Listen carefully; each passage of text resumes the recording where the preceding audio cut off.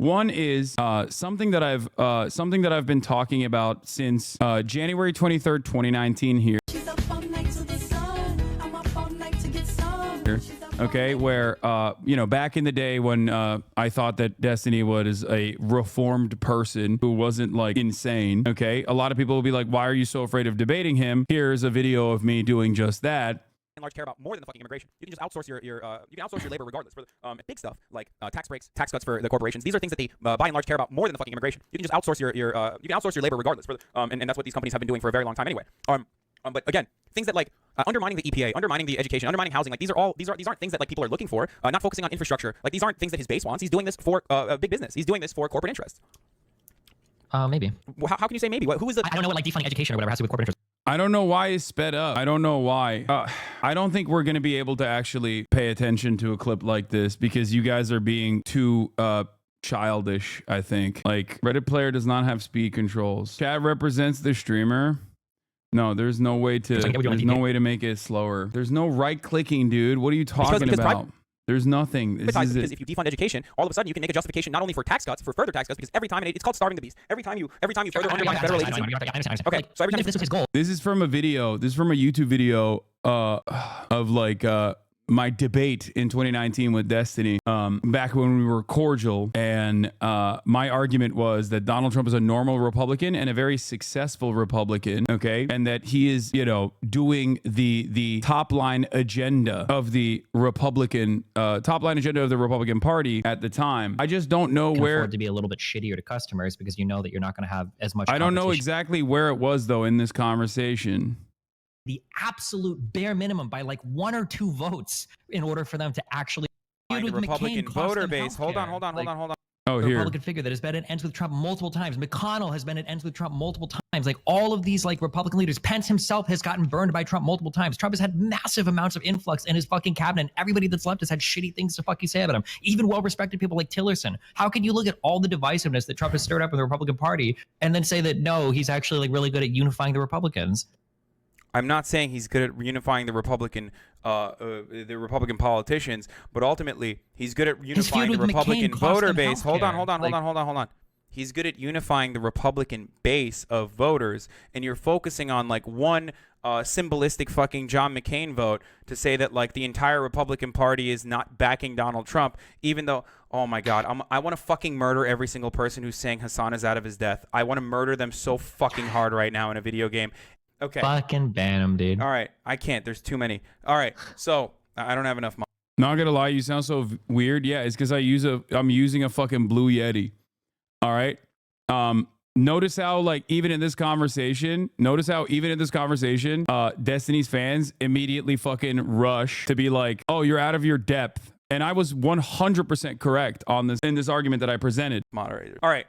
As far as the Republican Party goes, you say that the Republican Party is divided, yet they vote for 90% of the things that Donald Trump wants. So obviously they're not that divided. Obviously they're still serving the same interests. That's such a one-dimensional way of looking at it. Of course, so what are they divided on? That like they don't like Donald Trump's perspective? Like they don't like the way that he talks? Sure, but that doesn't mean that the party's actually fucking divided. The party is very happy because the donors are very happy. If the all party's of them are also so happy, then because why is they're it that electing. so many districts that went so heavy for Trump ended up swaying Democrat when it came time to vote for the midterms? Like there are tons of people in the Republican Party that have these massive issues with Trump. And his numbers and the candidates that he's backed for some of these elections did not turn out the numbers that they expected him to. It was a monumental failure for the House and even to some extent for some of the Senate races. Yeah, because Donald Trump is very divisive in the sense that a lot of people who normally wouldn't have voted are now going out to vote against Donald Trump. This is not to say that like Republicans are like, oh my God, I feel terrible about voting for Donald Trump, so I'm going to turn around and actually vote for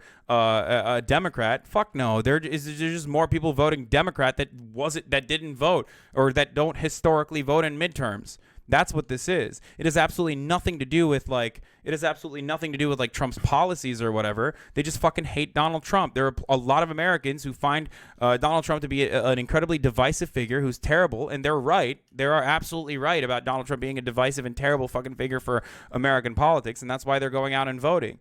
That's why there was like unprecedented turnout. All right. And Republicans are not showing up because they're happy. I feel like we're using like this feels like Bernie math right now.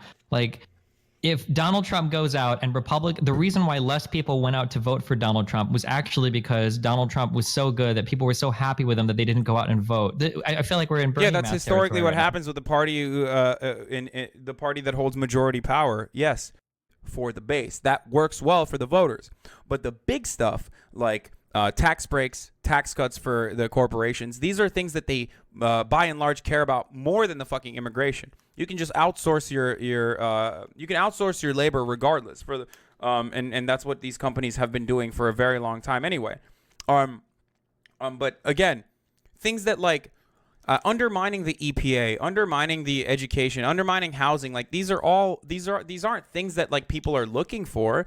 Not focusing on infrastructure, like these aren't things that his base wants. He's doing this for big business. He's doing this for corporate interests. Maybe. How can you say maybe? What? Who is the? I don't know what like defunding education or whatever has to do with corporate interests. I can get with you on like the EPA and stuff, but...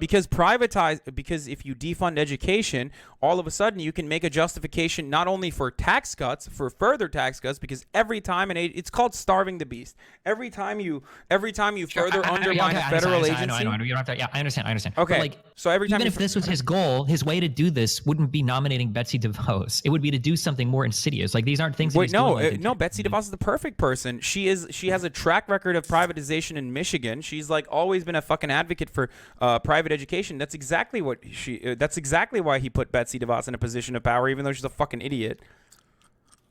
Okay. It just seemed like when I look at his appointments, like Betsy or like fucking Ben Carson or whatever, it seems it's more just like random fucking shit that he sees on Fox. No, dude, these aren't fucking random dipshits that he's putting in positions of power, especially Betsy DeVos. What about, didn't he literally do this with like a Secretary of Defense or some shit? Who was the guy that he saw on fucking Fox News that he made like one of his like chief attorneys or some shit? Like, or why the fuck is Giuliani working with him? Is it because Giuliani's actually like a really talented lawyer? Like he gets advice from this guy for like executive orders. I know, but that has nothing to do. I know, but Giuliani, Trump is a fucking moron. I'm not sitting here and saying that. Wait, stop! You keep playing both worlds. You can't tell me that Trump is a fucking moron.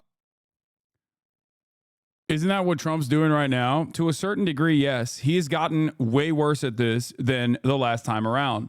But you will see exactly what I mean here. Okay, you will understand in a second when I describe it. Trump is actually intentionally choosing the best people to undermine these institutions. You keep. Do you really think that Donald Trump is doing all of these on his own? Like, I don't understand. Why can't Trump be a fucking absolute moron but still be a strong man, charismatic leader that appeals to fucking Republicans? Wait, so who is controlling Trump now? It's not a control thing. Like there are still handlers, aides, a fuckload of advisors that are around Donald Trump that are trying to that are giving him the cabinet appointments. Like he can't just fucking turn. He's not like turning around and saying. A lot of these used to come from Bannon, and then Bannon is gone now. So I don't know who's like the chief handler. It was not Bannon. Not just one person. It's not just like Steve Bannon isn't the only person capable of telling Donald Trump who to fucking appoint for these positions. Well, no, now he listens to Fox and Friends. And no, it's not. Do you really think that Donald Trump exclusively sits in front of the television and like makes these decisions and now there aren't aides? This is one of the huge... This is such like liberal brain right here. It is like Donald Trump does not have anyone in his corner that's telling him like, these are the guys that you need to appoint. He's just sitting there and exclusively getting his nose from Fox and Friends. I'm not saying he's not getting it from Fox and Friends, but if you think that like he wasn't firmly doing exactly what the Heritage Foundation and the American Enterprise Institute was telling him to do, you're out of your dang mind. Okay? That there are places. I'm sure that there are things that he does, like when he tweets. About passing a new budget, one of the biggest problems was that Pence walked to fucking Congress and then came back to President Trump with a deal in hand that Trump already approved, but because he'd been listening to fucking pundits on Fox News, he shot it down and sent Pence back to Congress telling them that they needed a new deal after Democrats and Republicans had already made concessions to each other to agree on legislation. Yeah, Trump. These two things are not mutually exclusive. He does both. He does it when he sees something and gets riled up and he fucking tweets it out, but he absolutely when he's making like when these bigger decisions are happening, like as far as cabinet appointees and shit, there are absolutely other aides that give him the people that he's putting in positions of power. Do you really think that okay, let me ask you this much. As far as Supreme Court justices, how do you think Donald Trump chose? Do you think it was on fucking Fox and Friends? I am not sure. I don't know for the first couple. He went to the fucking Federalist Society, dude. Of course. Do you like this is how it works. You go to the fucking Federalist Society. Literally every single leak that has ever come from the White House, whether it's we're talking about the multiple books that have been written by that one guy. I should remember the fucking name. It's like no, Burn that guy's or Fire a fucking or some shit. that guy's an idiot, dude. He's a fucking known liar. He was embellishing half the shit. I know what you're talking about. What the fuck's his name? Wait, you think that whole book was just fake shit? No, not the whole book, but like there's plenty of fucking you think things. Woodward? You think everything in there was not like, Woodward. No, not Woodward. Okay, we were talking about two different things then. I'm talking about what is Fire and Fury? Who wrote that? Oh shit? yeah, that one might have been highly whatever the Woodward book was. Oh my God! Even back then, I was having an issue with Bob Woodward versus Michael Wolff. Even back then, I was confusing Bob Woodward with Michael Wolff. That's so funny. Yeah, Michael Wolff is ridiculous. Bob Woodward is not. Bob Woodward, a lot of the things that he said. No, Bob Woodward is reputable. And I'm not saying that the fucking Trump. I'm not saying that like the Trump administration isn't in chaos. But when it comes to like very important things, when it comes to cabinet appointees, or when it comes to things like Supreme Court justices, Trump is not that big of a fucking moron. He still understands that he needs to adhere to specific guidelines put in front of him, and that's exactly what he's doing. The Kavanaugh stuff was pretty iffy. I feel like they could have went with a much safer pick on that. I mean, after you his personally think that, but at that point they had to fucking double down. You think they didn't consider this? Like they shouldn't have went with I don't Kavanaugh. know. Do you think they considered things heavily when they went with fucking Roy Moore and they lost that seat in that special election or whatever in fucking Alabama? I mean, no, it doesn't seem like they considered a lot of things. Yeah, no, I think that was a fucking Steve Bannon. That was a strategic mistake by Steve Bannon, and he got punished for it afterwards too. Anyway, the point, what led to this, watching this VOD? Well, it's a twofer. One, for a lot of people who say like, Hasan, you never debated Destiny, there are plenty of debates that you can go back and listen to where I'm like trying to educate him on this stuff. You will also see my consistency on the matter, and you will see how wrong he was and how libbed up he was. Okay? Yeah, this has literally 70,000 views from fucking 2019, you know?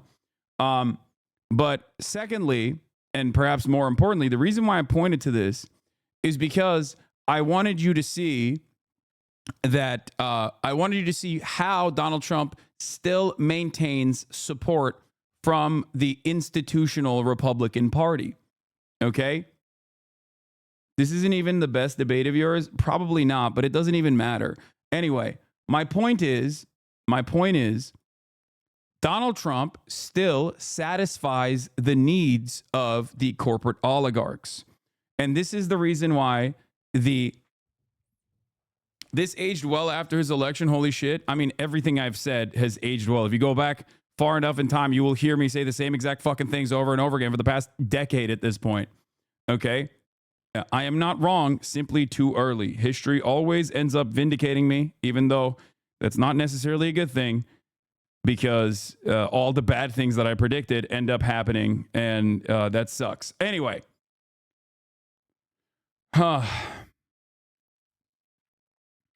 But the point was, at the time, people were making it seem like this was a unique thing, that Donald Trump was a unique and very different type of Republican.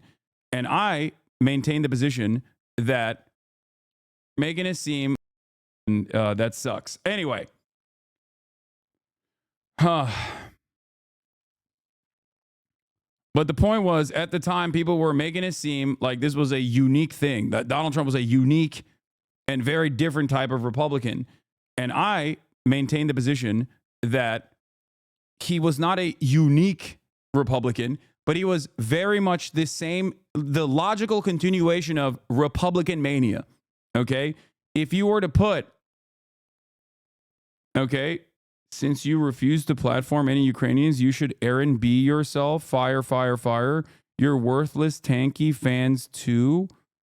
Ukraine over Palestine? What? I should self-immolate? Are you okay? You got the weirdest haters? It's funny because he's a labor voting Chad. Anyway, moving on.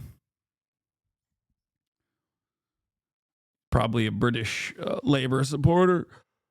The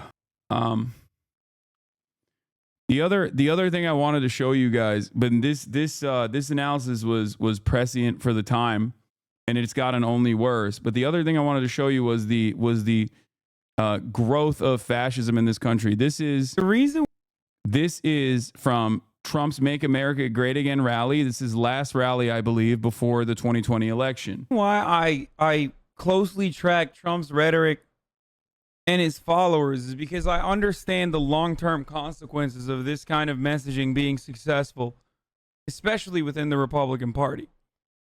It's not just about watching like a dude who these hogs find to be charismatic. It's more so about where the Republican Party is going. I was very tired at this point. Okay, that's why I sound like that. QAnon stuff, the open agitations towards fascism, white supremacy, all this. Why are you self-glazing so hard? You think